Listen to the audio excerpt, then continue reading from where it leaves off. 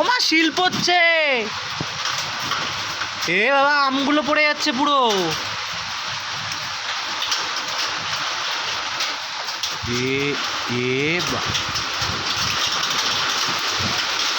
দেখো উপরে অবস্থা, দেখো কি অবস্থা হচ্ছে।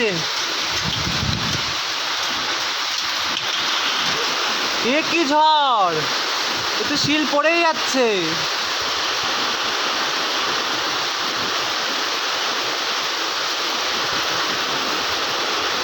ওদিকটারও বেশি কালো করে এসছে।